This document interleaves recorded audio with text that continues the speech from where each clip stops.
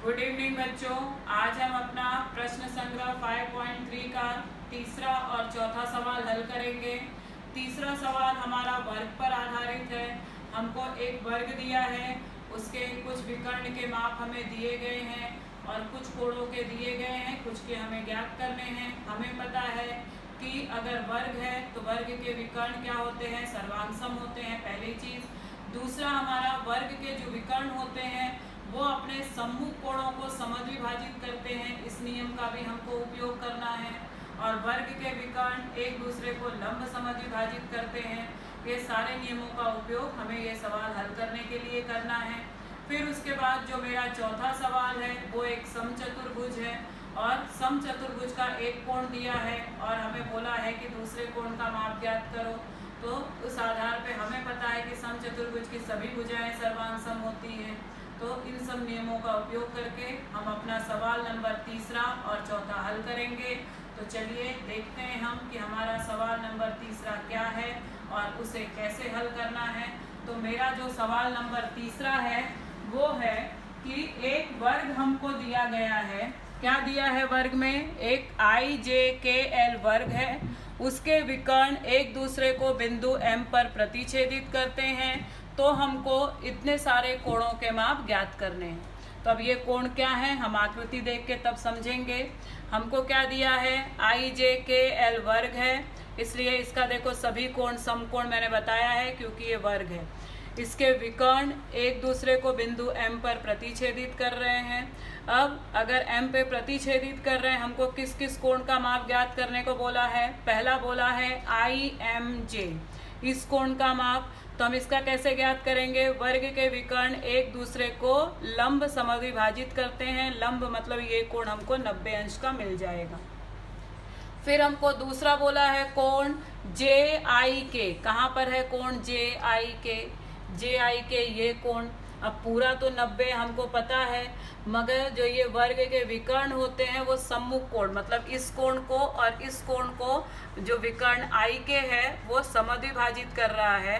तो ये मेरा कोण क्या होगा? पूरे कोण I का आधा होगा। तो मेरा अगर ये 90 है तो ये कोण मुझे 45 अंश का मिल जाएगा।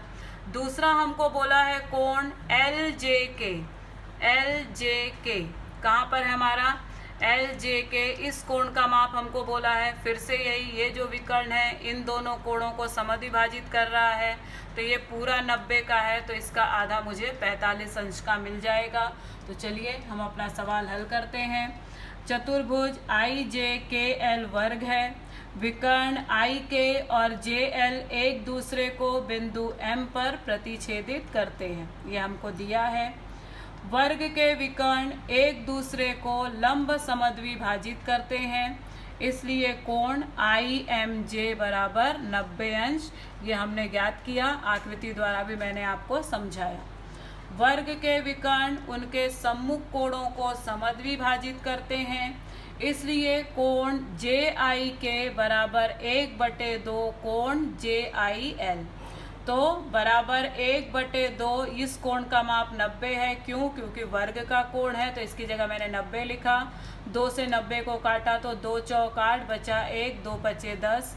तो मुझे कोण JIK बराबर 45 अंश ज्ञात कर लिया हमने।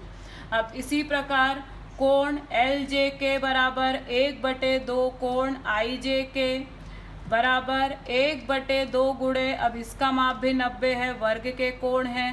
तो यहाँ पे फिर से मैंने 2 से 90 को काटा तो मुझे 45 अंश मिल गया। तो कोण LJK का माप भी हमने ज्ञात कर लिया। इसी के साथ हमने अपना सवाल नंबर तीसरा हल कर लिया। अब हमारा जो चौथा सवाल है वो किसी समचतुर्भुज के विकर्ण की लंबाई हमको दी गई है। दो विकर्णों की लंबाई दी गई है 20 सेंटीमीटर और 21 सेंटीमीटर। तो उस चतुर्भुज की भुजाओं की लंबाई और परिमिति ज्ञात करनी है।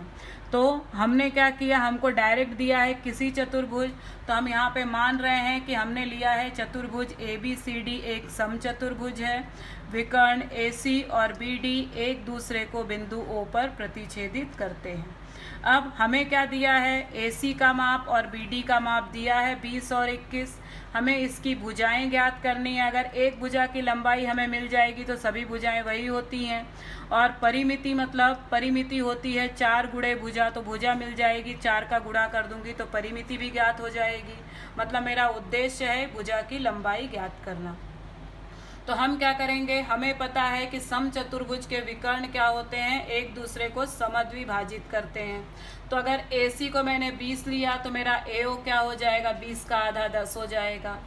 अगर BD को मैंने 21 लिया तो मेरा DO क्या हो जाएगा, 10.5 हो जाएगा, 21 का आधा। अब एक नियम लगाया।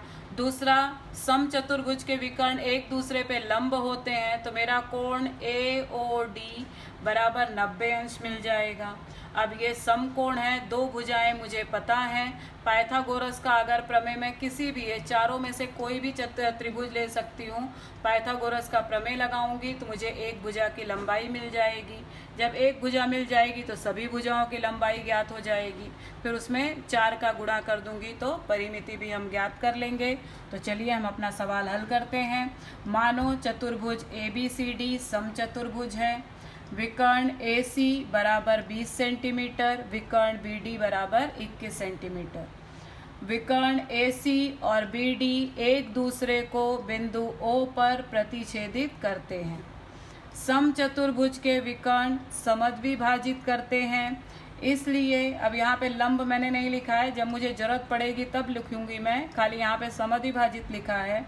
इसलिए AO बराबर 1/2 गुणे AC बराबर 1/2 गुणे AC का माप है 20, 2 से 20 को काटा तो 10 सेंटीमीटर AO का माप हमको मिल गया।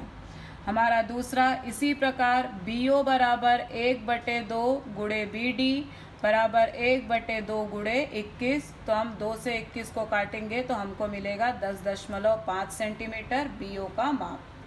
अब एक नियम हमने लगाया, समद्विभाजित से मुझे 2 आधे आधे विकर्ण मिले। अब समचतुर्भुज के विकर्ण एक दूसरे पर लंब होते हैं, इसलिए कोण AOB बराबर 90 अंश।